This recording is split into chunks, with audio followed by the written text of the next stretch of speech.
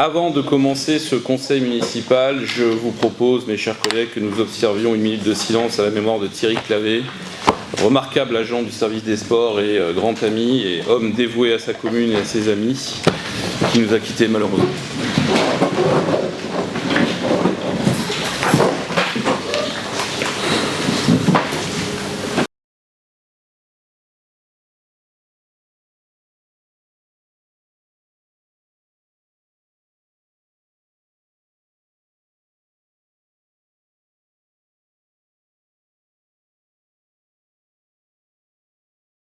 Je vous précise également que durant ce conseil, en mémoire de Thierry, nous proposerons à ce que le stade de rugby porte désormais son nom, puisque c'était lui-même un grand professionnel, un grand éducateur, et quelqu'un qui a servi le club de rugby de Mandelieu depuis plus de 30 ans.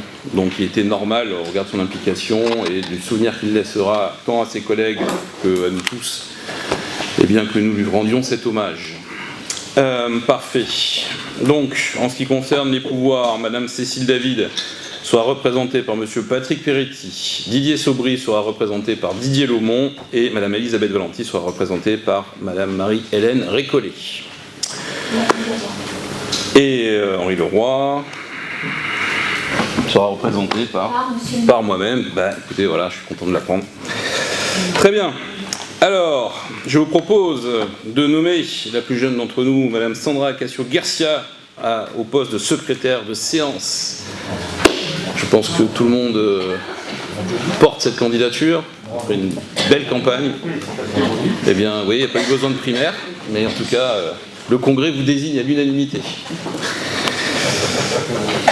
Ensuite, je vous propose de désigner Cindy Dujardin comme secrétaire auxiliaire. Pas de questions ? Qui est contre, qui s'abstient, merci.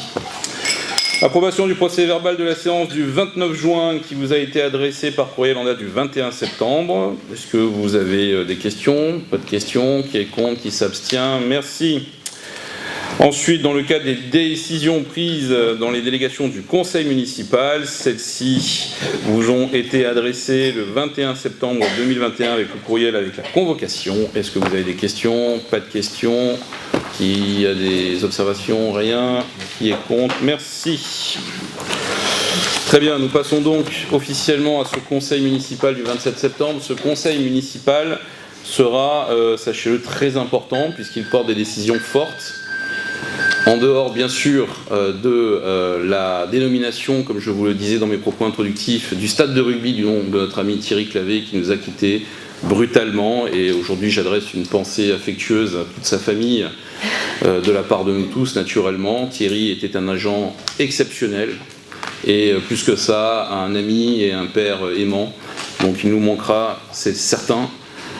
C'est une perte considérable pour la ville et pour nos concitoyens puisqu'il se dévouait corps et âme. Et donc je vous proposerai un peu plus loin dans ce conseil que le stade soit désormais une marque d'hommage et qu'il puisse dans son avenir continuer à entretenir le souvenir de cet homme remarquable. Pour le reste, en ce qui concerne la commune, des décisions importantes au sein de ce conseil, notamment l'achat, l'acquisition des vergers de Minel, ces 14 hectares que nous avons réussi au bout d'un processus qui aura duré près d'un an, mais qui met fin à 40 ans de digression. Et là, je tiens à saluer le travail remarquable des agents, des équipes, en partenariat très étroit avec notre hydraulicien Éric Daniel Lacombe, avec les représentants du groupe immobilier Casino et les services de l'État, car il est important de le souligner quand les services de l'État travaillent main dans la main avec nous, et ça a été le cas au niveau local et au niveau national. Très important de le souligner, car nous avons créé véritablement une nouvelle méthodologie expérimentale. C'était un essai tant pour nous que pour les représentants de l'État. Donc que ce soit la DDTM, que ce soit la préfecture et les services de la Direction générale de la prévention des risques à Paris auprès du ministère de l'écologie que je salue, eh bien nous avons réussi à aboutir. Donc la ville récupère les 14 hectares des vergers de Minel. Les 4 hectares restants restent zone naturelle et à terme seront récupérés également par la commune dans un deuxième temps. Mais surtout ces 14 hectares nous permettent de lancer les procédures nécessaires à la réalisation de ce bassin d'extension de crue sur le Rio de l'Argentière qui est un élément central de la protection de Laval et de ses quartiers. Donc cette décision est très importante. Elle en rejoint d'autres également sur la politique foncière, naturellement, puisque nous avons également dans ce conseil la mise à disposition des terrains que nous avons déjà acquis sur le vallon de la Théoulière, toujours dans l'inondation, pour la réalisation d'un bassin de rétention de 13 000 m3. Donc ce bassin de rétention qui protégera le centre-ville d'une crue centenale et qui sera réalisé par le SMIAG, dont je salue le vice-président, M. David Konopnicki, eh bien là aussi, naturellement, nous pourrons progresser et ça permettra d'avoir une protection importante. Je regrette que les travaux n'aient pas pu commencer à l'heure où je vous parle, mais malheureusement, la réglementation française est ainsi faite qu'elle impose, après déjà 1 an et demi de procédure, elle nous impose désormais une enquête publique, je vous le dis, qui ne sert à rien, puisqu'on est sur des terrains en zone naturelle, qu'il n'y a absolument rien, que tous les terrains nous appartiennent et qu'en plus on les a achetés pour faire ça. Mais la loi, c'est la loi, comme on dit, malheureusement. Et donc nous allons encore perdre en minimum 4 mois de procédure stérile et les travaux ne seront pas faits cette année. Je le déplore, je le regrette et j'aimerais, je vous le dis très clairement, que tant le président de la République, que le gouvernement, que nos parlementaires, Assemblée nationale et Sénat confondus, plutôt que de toujours faire de grandes palabres, de grandes annonces, de grandes déclarations fracassantes à coups de milliards d'euros, se penchent sur l'existant, c'est à voir traiter la réglementation qui depuis des décennies s'accumule, qui n'aboutit à rien, qui paralyse toute action, mais là encore on est toujours dans l'annonce, 1 an après la tempête Alex, 2 ans après les tempêtes de 2019 qui nous ont ravagés, 6 ans après 2015 on a eu 8 victimes dans notre commune, rien, absolument rien n'a bougé sur la réglementation, en dépit des demandes tant des villes que des services de l'État sur le terrain, rien, absolument rien n'est en cours en termes de réforme. C'est plus facile d'annoncer 10 milliards de dépenses que, visiblement, de réformer des alinéas du code. Donc ça, c'est dit, mais vraiment, je le déplore. Donc toujours sur la gestion foncière, nous avons également dans un registre plus dynamique, plus actif, des acquisitions qui vont nous permettre de faire progresser notre cadre de vie. Je pense en cela aux parcelles qui vont permettre la réalisation du projet de l'Eurovélo 8 sur le boulevard de Fontmichel.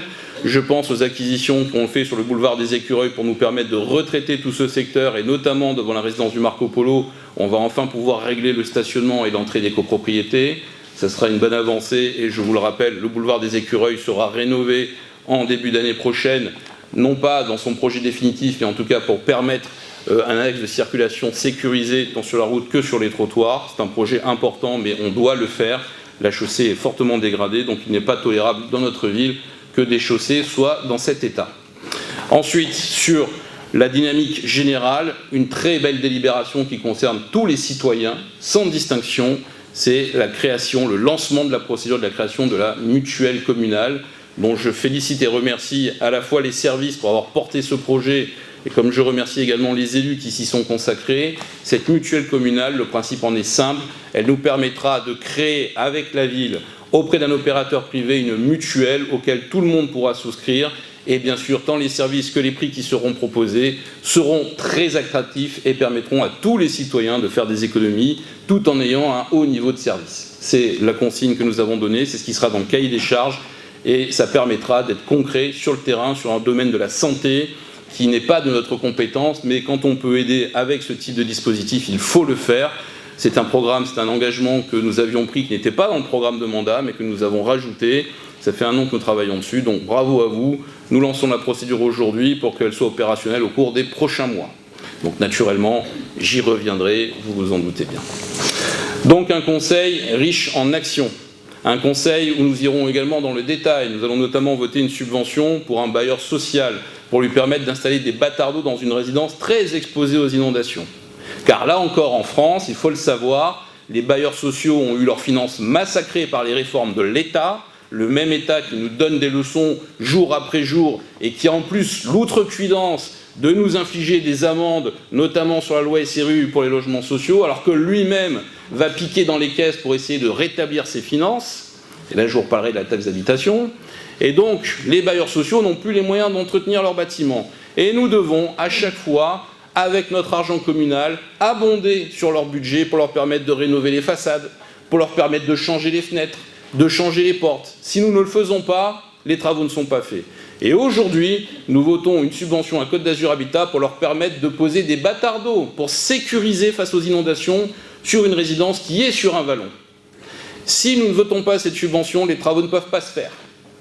Et dites-vous bien que toutes ces sommes qui se comptent en centaines de milliers d'euros et la subvention que nous allons voter tout à l'heure ne sont même pas déductibles du montant de l'amende SRU.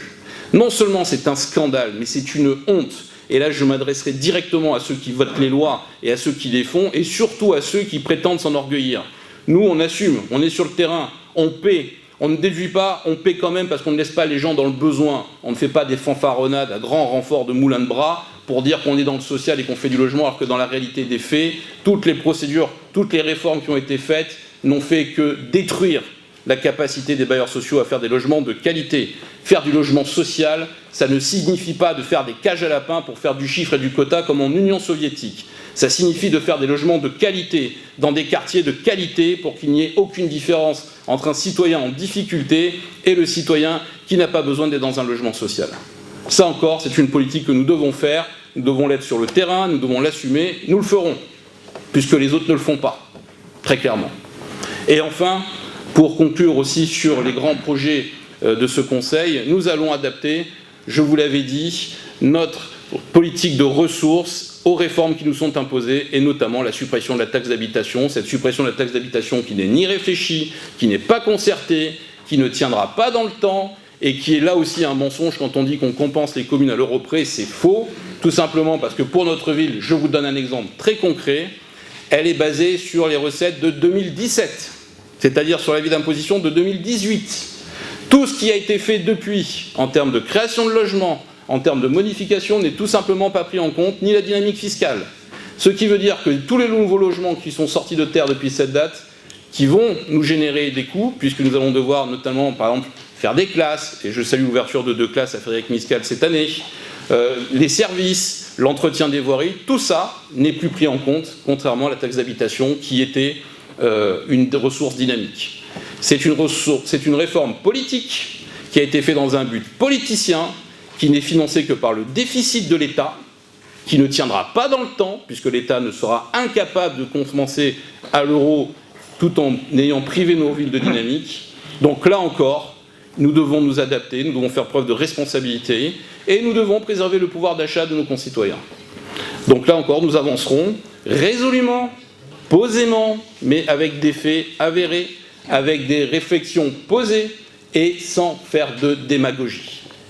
C'est le rôle d'un élu de terrain, c'est notre rôle à tous, et je vous en remercie, mais quand on est dans la pléthore d'annonces, malheureusement, nous devons revenir sur terre, parce que nous devons rendre des comptes, et nous devons faire preuve de responsabilité à la place des nôtres.